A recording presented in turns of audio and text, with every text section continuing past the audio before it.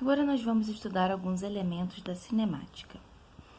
Primeiramente, vamos conceitualizar o que é posição e o que é deslocamento. Entender o que é posição na física requer uma visão cartesiana do espaço. O que seria isso? Quando a gente tem um ponto a localizar no espaço, é necessário que a informação que a gente vai dar sobre esse lugar seja compreendida pelo outro, sem que eu tenha que apontar e dizer, é aqui. Imagine então uma situação em que você está numa estrada e aí você tem um acidente com seu carro e precisa ligar para o socorro. Eles vão perguntar qual é a sua localização. Você provavelmente vai olhar a placa mais próxima de você na estrada e dizer qual é o quilômetro correspondente. Para que essa localização seja compreendida, é necessário entender que, primeiramente, essa estrada foi mapeada.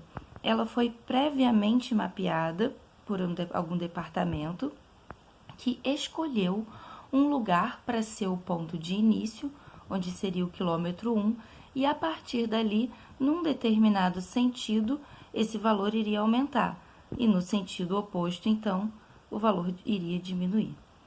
Quando eu coloco números associados a um lugar no espaço, o que eu estou fazendo é mapear o meu espaço. E a partir disso eu consigo, então, descrever a posição de algum objeto.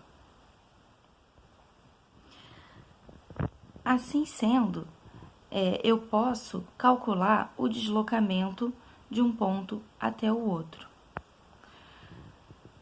Para isso, eu vou fazer, então, essa diferença que a gente vai chamar de ΔS. Toda vez que eu ver aparecer esse triângulo na frente de uma letra, significa que eu estou fazendo a diferença entre o parâmetro final e o inicial. Essa letra se chama delta.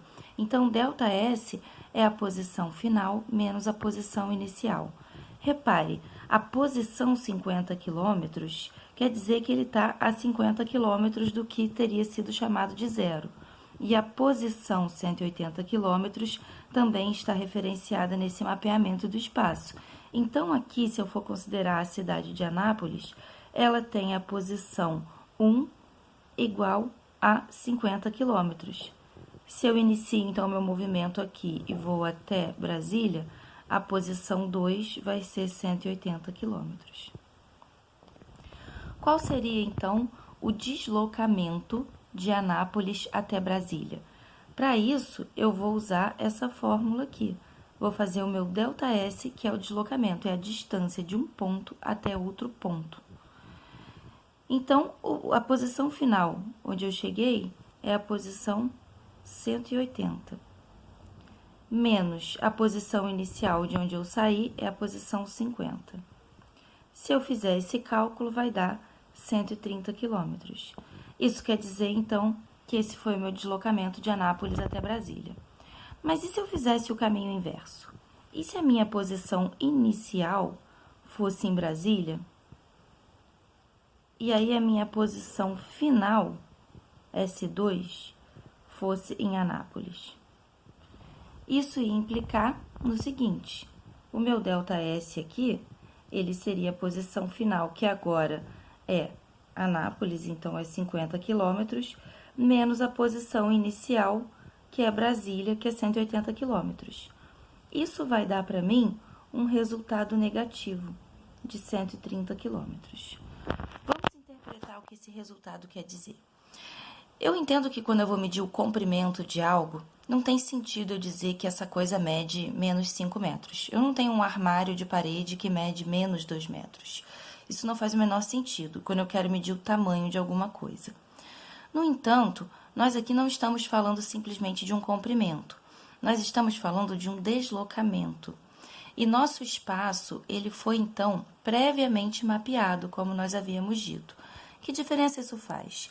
Isso faz a seguinte diferença: se eu me desloco em um sentido, eu percebo que o valor numérico referente à minha posição vai aumentando, que é o sentido da orientação positiva da minha trajetória.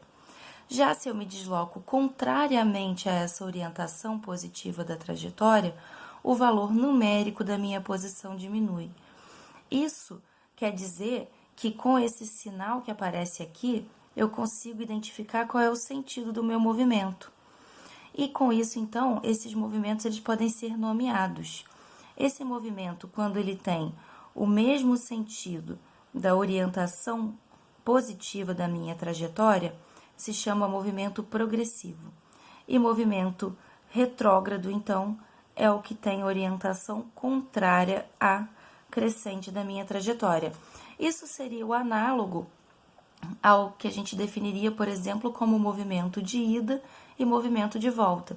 Então, poderia-se supor que se o movimento de ida é progressivo, o de volta vai ser retrógrado. E nós vamos diferenciar, então, através desse sinal, o sentido do nosso deslocamento.